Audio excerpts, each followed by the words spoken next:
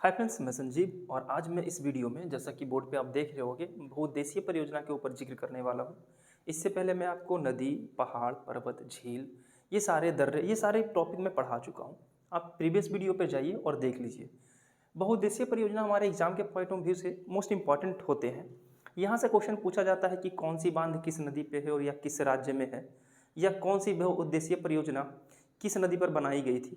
तो सबसे पहले बात करते हैं कि बहुउद्देशीय मतलब होता क्या है। तो कहा जाता है कि नदी के ऊपर जब हम बांध बनाते हैं तो वो बांध बनाने के पीछे बहुत सारे उद्देश्य होते हैं। उद्देश्य में सबसे पहले उद्देश्य होते हैं क्या? कृषि को लेकर, ताकि किसानों को सिंचाई मुहैया हो सके। उसके अलावा विद्युत उत्पादन के लिए, उसके अलावा मत्स्य पालन के लिए। तो ये सारी बातों को ध्यान में रखते हुए नदी के ऊपर बांध बनाया जाता है। और साथ ही साथ ये भी ख्याल रखा जाता है कि बार बार ये क्षेत्र देख रहे होंगे, कोसी का या उड़ीसा का क्षेत्र, यहाँ बार बार बाढ़ आ जाती है। तो बाढ़ की समस्याओं को भी कम करने के लिए नदी पर बांध बनाए जाते हैं। तो हम वन बाई वन करके हम ये सारी योजनाएं को और साथ ही साथ सारे बांध को हम देख लेंगे जो एग्जाम में बार बार पूछे जाते हैं। तो सबसे पहले मैं बात करता हूँ दामोदर नदी घाटी परियोजना। इसलिए इसको बात करना है कि ये भारत का पहला नदी घाटी परियोजना है, फर्स्ट। और ये पूछा गया था। और ये कब स्थापित की गई थी? तो 1948 में स्थापित की गई थी पंडित जवाहरलाल नेहरू के जरिए।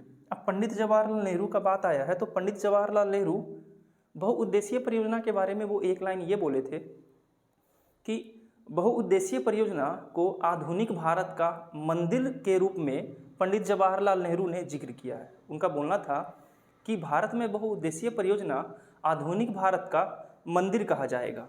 ठीक है। अब ये दामोदर नदी घाटी परियोजना दामोदर नदी पर है और ये झारखंड का क्षेत्र है। अगर आपको मैप याद होगा तो पता होगा कि ये क्षेत्र है कहाँ, ये क्षेत्र क्या है, ये सारी क्षेत्र के बारे में आपको पता होनी चाहिए। मैं क्षेत्र डिनोट नहीं किया हूँ, फिगर नहीं तो और ख़राब हो जाते। दामोदर नदी घाटी परियोजना दामोदर नदी पर झारखंड में स्थित है।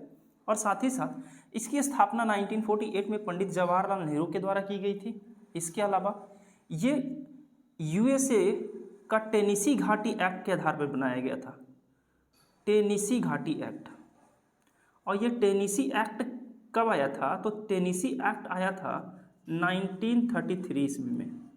यानी USA में एक टेनिसी नदी है, उसी के ऊपर एक परियोजना स्थापित की गई थी। उसी के आधार पर भारत में सर्वप्रथम दामोदर नदी घाटी परियोजना की स्थापना की गई थी 1948 में। ये हो गया। इसी तरीके से कुछ ना कुछ फैक्ट बनते हैं, वो फैक्ट में सारा देख लेते हैं। तो चलते हैं सबसे पहले ऊपर। ये क्षेत्र आपको पता होगा, ये क्षेत्र जम्मू कश्मीर का क्षेत्र है। तो ये क्षेत्र में एक है बल्गीहार परियोजना। और बल्गीहार परियोजना से क्वेश्चन आएगा कि ये किस नदी पर है? तो ये है चिनाब नदी पर, चिनाब नदी। और चिनाब नदी पर एक और परियोजना है, मैं यहाँ पे लिख दे रहा हूँ, दुलहस्ती परियोजना है, दुलहस्ती परियोजना। तो दुलहस्ती परियोजना हो या चिनाब बल्गीहार परियोजना हो, ये दोनों चिनाब नदी पर है। अब जब ये परियोजना, ये बांध बनाया गया था चिनाब नदी पर, तो पाकिस्तान इससे काफ़ी नाराज हो गया था। किस लिए हुआ था? तो आपको पता होगा कि सिंधु घाटी, सिंधु जो नदी है, तो भारत और पाकिस्तान के बीच में सिंधु जल विवाद है। और मैं आपको बताया था कि भारत पाकिस्तान के बीच में सिंधु जल विवाद पर जो हस्ताक्षर हुए थे वो 1960 में हुए थे। और इसमें मैं बताया था कि सिंधु की 3 सहायक नदियाँ, सिंधु, चेनाब और झेलम के पानी का 80% इस्तेमाल करेंगे पाकिस्तान और 20% करेगा भारत। और बाकी जो 3 सहायक नदियाँ नीचे थी, रावी, ब्यास और सतलज, उसका 80% पानी का इस्तेमाल भारत करेगा, 20% पानी का इस्तेमाल पाकिस्तान करेंगे। ये हमारी ट्रीटी में ये बात कही गई थी। तो चेनाब नदी जो है वो पाकिस्तान का क्षेत्र में आता है, जिसका 80% पानी इस्तेमाल करने का अधिकार पाकिस्तान को था। लेकिन फिर भी भारत ने बल्गीहार और दुलहस्ती जैसे परियोजनाओं को बनाकर चेनाब नदी के जल को रोकने का प्रयास किया, जिससे पाकिस्तान नाराज है। तो ये बातें कभी कभी छोटी सी बातें पूछ देती है, बट इंपॉर्टेंट यही है कि बल्गीहार परियोजना किस नदी पर है? चिनाब नदी पर। इसके अलावा चलते हैं ब्यास परियोजना। तो ब्यास परियोजना, जैसे कि नाम से ही पता चल रहा है कि ब्यास परियोजना ब्यास नदी पर होगा। और ब्यास नदी कहाँ से निकलती है? तो ब्यास कुंड से निकलती है। ठीक है, ब्यास कुंड से निकलती है ब्यास परियोजना। और ये है कहाँ पे? तो ये पंजाब का क्षेत्र है, पंजाब और हमारा हिमाचल प्रदेश का क्षेत्र, यानी पंजाब और हिमाचल के संयुक्त रूप से इस परियोजना का निर्माण किया गया था।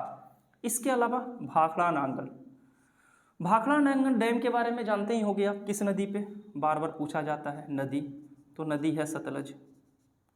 और एक बात और बता दें कि भाखड़ा नांगल बांध भारत का सबसे बड़ा बांध है, ये बात याद रखिएगा। अब इस तरीके से 3 पॉइंट आपको मिलेंगे। भारत का सबसे बड़ा बांध अगर पूछे तो भाखड़ा नांगल, भारत का सबसे ऊंचा बांध पूछे तो टिहरी बांध, मैं यही मेंशन कर दे रहा हूं, सबसे ऊंचा। और अगर सबसे लंबा पूछे तो हीराकुंड,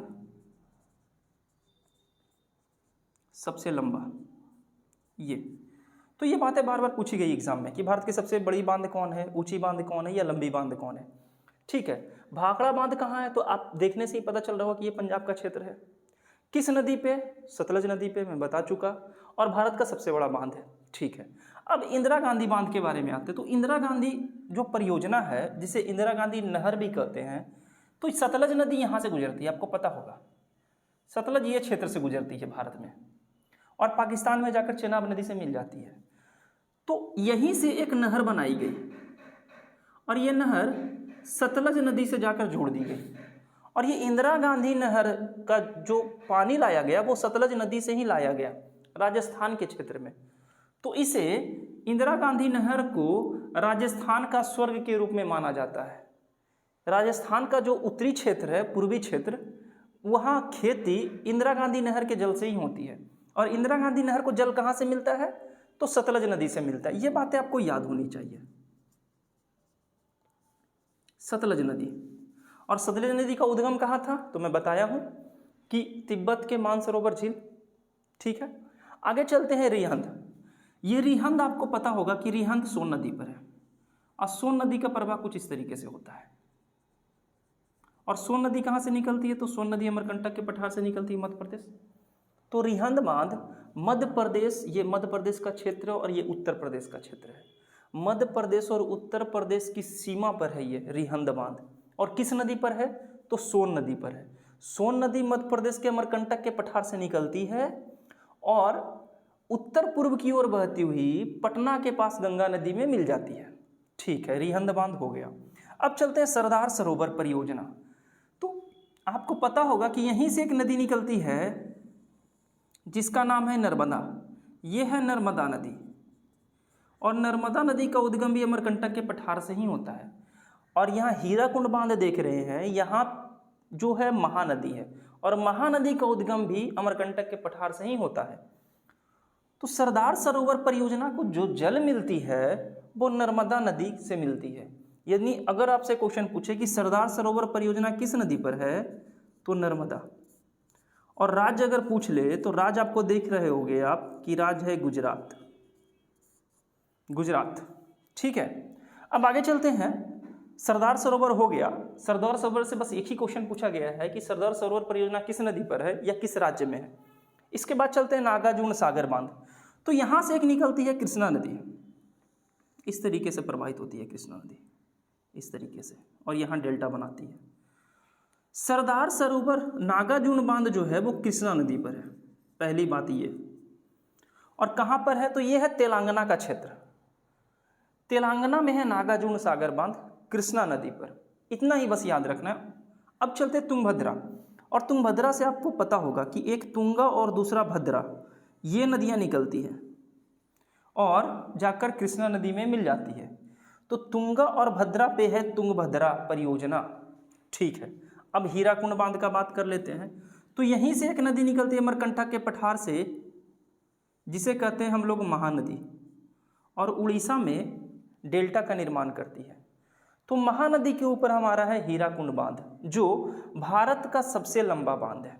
ठीक है, तो ये वाली बातें, ये सब आपको याद रखना होगा कि हीराकुंड बांध उड़ीसा में है, महानदी पर है और सबसे लंबा बांध है। इसके अलावा चलते हैं, दामोदर के बारे में मैंने जिक्र कर दिया। अब चलते हैं कोसी पे। तो कोसी को बिहार का शोक कहा जाता है, सबको पता है। और कोसी नदी का उद्गम कहाँ है, तो नेपाल के क्षेत्र है, हनुमान बैराज के पास से कोसी की प्रमुख धाराएं निकलती है, सप्त कोसी, 7 धाराएं निकलती है और संयुक्त रूप से कोसी कहलाती है। और यही कोसी परियोजना बनाई गई है ताकि उत्तर बिहार में जो बाढ़ की समस्याएं हैं, बाढ़ की विभीषिका है, उसे कम किया जाए। कम तो हुआ नहीं बल्कि बढ़ ही गया है और समस्याएं दुरुस्त हुआ भी नहीं है। बस एक बात ध्यान रखिए कि आप प्राकृतिक आपदा को किसी भी हाल में खत्म नहीं कर सकते, कम करने का प्रयास कर सकते हैं। तो उसी प्रयास के लिए कोसी नदी पर कोसी परियोजना बनाई गई थी। अब एक इंपॉर्टेंट हमारा रह गया टिहरी। टिहरी से आप देख लीजिए कि आप एक पढ़े होंगे गंगा नदी के बारे में, अलकनंदा नदी और भागीरथी नदी। तो टिहरी बांध जो है वो कहाँ पर है? भागीरथी नदी पर है।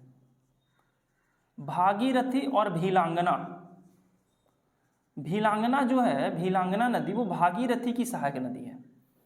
टिहरी परियोजना जो है, टिहरी बांध जो है वो भागीरथी पर बनाया गया है और भागीरथी गंगोत्री के गौमुख से निकलती है और अलकनंदा में मिलने के बाद देवप्रयाग में वो गंगा के नाम से जानी जाती है। तो ये आज का टॉपिक था हमारा बहुउद्देशीय परियोजना बांध। आई होप कि आपको समझ में आ गया होगा। अगर आ गया होगा तो एक लाइक तो बनता है और साथ ही साथ चैनल को सब्सक्राइब कर लीजिए। मैं ज्योग्राफी पूरा पढ़ाने वाला हूँ और साथ ही साथ मैं बिहार स्पेशल का टॉपिक भी स्टार्ट करने वाला हूँ जल्दी, सचिवालय और बीपीएससी को लेकर। तो मैं फिर मिलता हूँ और अगले टॉपिक में मैं बात करने वाला हूँ मृदा को लेकर। ठीक है, तो मिलते हैं, तब तक आप पढ़ाई जारी रखिए। और जाते जाते 2 क्वेश्चन आपके लिए। पहला क्वेश्चन, भारत का सबसे ऊंचा बांध कौन, कहां और किस नदी पर बनाया गया है?